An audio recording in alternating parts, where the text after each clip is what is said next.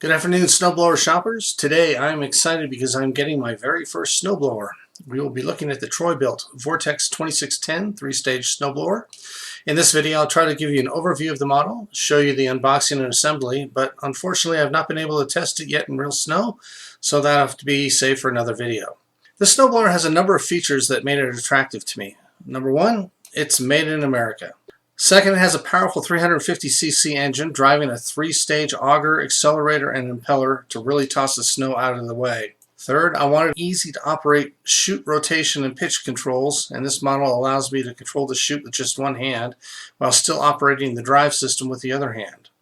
Fourth, I wanted a blower that was self-propelled and easy to maneuver, and the touch and turn power steering trigger lever controls allow me to disconnect power to each wheel independently and turn the blower around with a minimum turn radius. I felt tires might be a little easier to move around than tracks, so I went with those. The 6 forward speeds and 2 reverse speeds allow me to work at just the right pace. Fifth, I needed a blower that was wide enough to get the job done quickly, but was narrow enough to fit through the back door of my garage so I could clear the snow in my backyard as well as my front. This one is wide enough to clear a typical neighborhood sidewalk with a single out and back pass, yet still allows me to get through my back door and does not take up an entire parking space in my garage. Finally, this model comes with a few creature comforts like electric start, a headlight, and heated hand grips, which make working in the cold break of dawn just a little more bearable. There are a few accessories that you can buy for this model, including drift cutters, a snowblower cab, and a storage cover that are not included. Check out the Troy-Bilt website if you're interested in any of those items. With that out of the way, let's take a look at this machine and get it put together. Here are the tools you'll need: a box cutter or razor blade or scissors, a pair of needle nose pliers for working with the cotter pins, a socket wrench with a 1/2 inch socket or adjustable wrench, and a funnel for when you add the oil. First, you're going to see I'm an amateur at this, and I freely admit it, so I hope you can brush off some of my mistakes with a chuckle as I did. As you can see, mine came looking like it had a pretty rough trip. Well, let's hope nothing's damaged on the inside. Once again, this is the Troy-Bilt Vortex 2610 snowblower. To get started, I'll loosen the cardboard on top by hand and then use my box cutter to open up the cardboard shipping crate.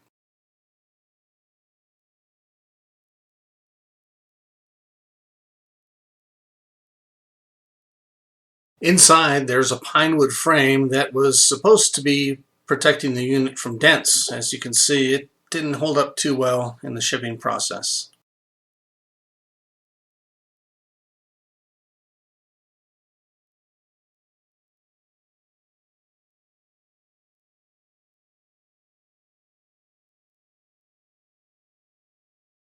The unit itself appears to be undamaged with no scratches or dents. It looks like the wooden crate took the brunt of the impacts.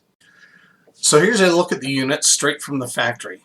You can see the handle ships in the lowered position and the chute comes separated, resting on top of the intake. The tires are 15 inches in diameter, 5 inches wide, and use Troy-Bilt's proprietary X-Track tread design. Here you have a good look at the auger, the accelerator, and the impeller three-stage system. Each blade has a 12-inch diameter. The intake itself is 26 inches wide and 21 inches high. The shave plate and intake are all made of steel, and the auger material is a heavy-duty serrated steel. It comes with a plastic wrap on top for protection during shipping. Mounted above the intake is the chute cleanout tool.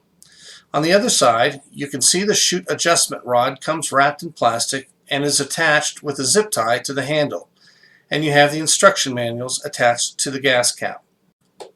Let's take a quick look at what we have inside the bag. The first thing you have are the spare auger and accelerator shear pins. These are designed to break if you run over something like a Sunday paper and the auger gets jammed. This prevents damage to the auger and the motor and the drive shaft. You want to keep these in a safe place. There are a couple of slots on the handlebar for keeping these close by. Next, we have the snowblower operator's manual.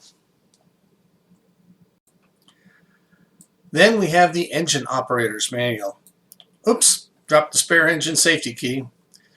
Next, we have the Federal and California Exhaust Emission Control Warranty Statement, followed by Troy-Bilt's Registration, Parts, and Warranty Supplement, and another warranty statement. And finally, the safety key that I dropped earlier. We'll start by removing all of the packaging and protective plastic.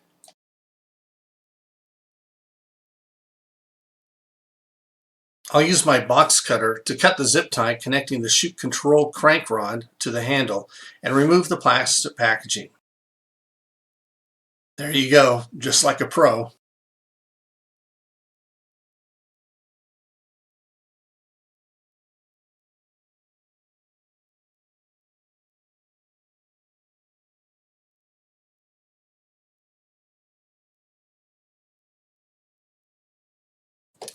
Next, we have a rubber band and a piece of cardboard packaging to remove from the control cables between the handle and the engine.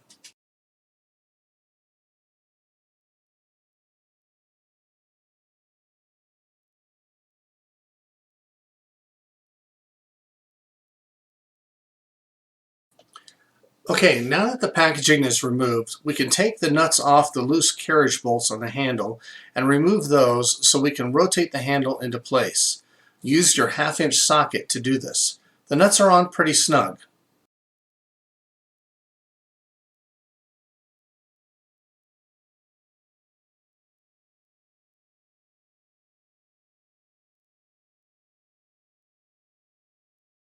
Once those are off, you can rotate the handle into position and reinsert the carriage bolts and reattach the nuts.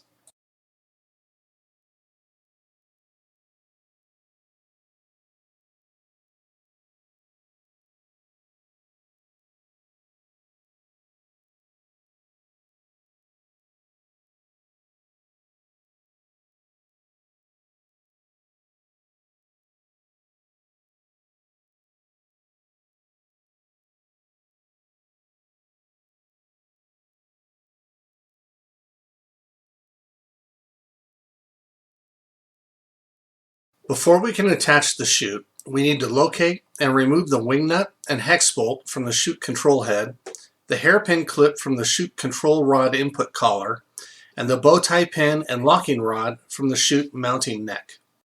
Unscrewing the wing nut from the hex bolt is pretty straightforward. Removing the hairpin clip from the control rod collar is also easy with a pair of pliers. The bow tie pin can be a little finicky and confusing. To remove it, you need to lift the end of the bow tie away from the adjacent pin while holding the opposite side of the bow tie to keep it from moving. Lift the bow tie portion up and over the locking rod while removing the pin. Be careful not to drop the pin into the chute or down the neck next to the engine. It can be very difficult to locate. Now that the pins have been removed, position the chute over the impeller outlet and insert the control head base into the control head neck and slide it down into position. Reinsert the locking rod and bow tie pin to secure it. Next, reinstall the hex bolt and wing nut to secure the chute control head to the chute control neck. Now we're ready to insert the chute control rod. Insert the end of the control rod into the hole beneath the handle and chute pitch control lever. As you slide it forward, ensure the chute pitch control cables are to the left of the control rod, opposite the oil dipstick. Insert the rod into the chute control rod input collar and secure it with a hairpin clip you removed earlier.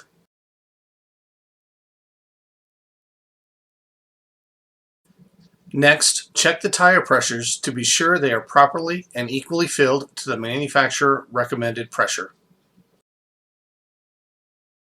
Place a piece of cardboard or other spacing material underneath the shave plate to adjust it to your desired height. Generally, about 1/8 of an inch is good for smooth surfaces, but you'll want it higher if you'll be operating over rougher surfaces to protect your shave plate and augers. Using your 1/2-inch socket, loosen the slide shoe carriage bolts and place the shoe flush with the ground. Retighten the carriage bolts to secure the shoe into position. Repeat this for the shoe on the other side. Remove the spacer and ensure your shave plate is at the desired height and is level. Check the oil and add as necessary. Mine needed a little over half a quart. When choosing a fuel, use unleaded automotive fuel with an octane of at least 87. It can have up to 10% ethanol or 15% MTBE. Do not use fuel containing methanol. Fortunately, where I live, I can buy ethanol-free unleaded fuel. Now, you do not want to mix the oil with the fuel or use dirty gasoline. The fuel must be kept clean and fresh. Anytime you're going to be storing fuel, I recommend adding a fuel stabilizer to keep the fuel fresh longer. As you are filling the tank, make sure you are in a well-ventilated area away from any sources of sparks. Make sure an adult is doing this. Do not let kids near gasoline. You also want to be careful not to let any snow, water, or dirt get into the fuel tank.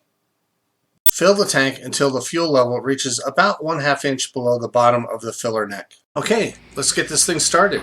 We'll insert the safety key into the receptacle, set the choke, pump the primer 3 to 5 times, holding it 1 second each time, covering the hole.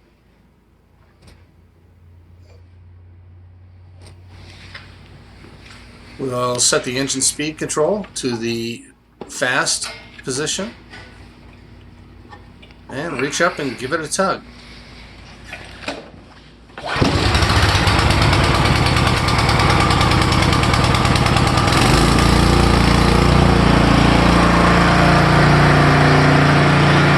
Well, that's about it. I'm sorry I can't demonstrate how well it works in real conditions. Colorado is setting records this year for lack of snow. To summarize, here's what I like about the Troy-Bilt Vortex 2610. It's made in America, the 3-stage performance with 12-inch serrated steel augers, accelerator, and impeller, easy maneuverability and chute control. It's not too big and not too small. 26 inches is enough for my needs and allows me to get through a standard door in my backyard. Finally, it comes with creature comforts like heated hand grips, a headlight, and electric start. Assembly took about 40 minutes and it was not difficult. So far, the things I haven't liked have been the packaging. It did not seem to hold up too well, however the unit did arrive undamaged. I'd also like to see fewer pins used in the chute housing assembly and to have those replaced with some fastening engineering that was a little less prone to getting lost or broken. But that's really kind of a minor gripe. Overall, I'm going to give this unit 5 stars on a preliminary basis. I'm going to hold off on my final rating until I've had a chance to test it in real world conditions and some actual snow. If this video helped you in your snowblower search or getting your snowblower put together, please give it a thumbs up to help other people find it. I look forward to your comments and questions below. Hope you have a great season. Talk to you later.